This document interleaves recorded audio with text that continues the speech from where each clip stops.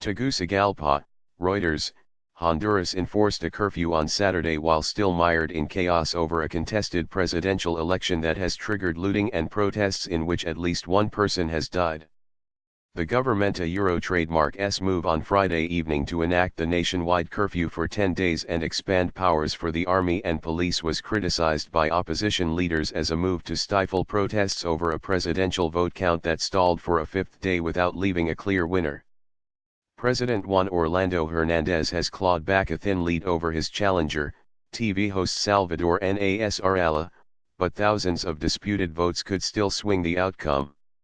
Since last Sunday trademark's election, at least one protester has died, over 20 people were injured and more than 100 others were arrested for looting after opposition leaders accused the government of trying to steal the election by manipulating the vote count. A suspension of constitutional guarantees was approved so that the armed forces and the national police can contain this wave of violence that has engulfed the country, said Abel Diaz, member of the Council of Ministers, on Friday. Under the decree, all local authorities must submit to the authority of the Army and National Police, which are authorized to break up blockades of roads, bridges, and public buildings. A 10-day dusk-to-dawn curfew started Friday night.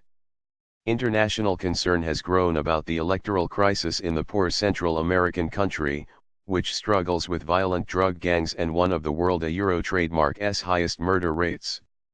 In the widely criticized vote count, Nasrallah trademark's early lead on Monday was later reversed in favor of President Hernandez, leading Nasrallah to call for protests.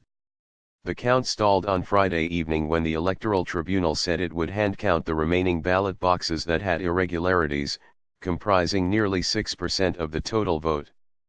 The Electoral Tribunal said it was set to resume the vote count at 9 a.m. local time on Saturday, but Nasrallah trademark's center-left alliance has refused to recognize the Tribunal trademark's authority unless it recounts 3 regions with alleged vote irregularities.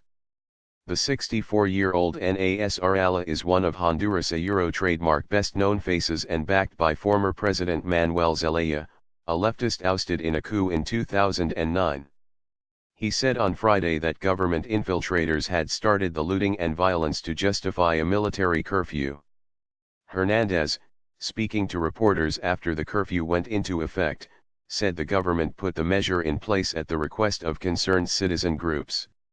As far as the curfew, I want to clarify that various sectors requested it, in order to guarantee the safety of the people, he said.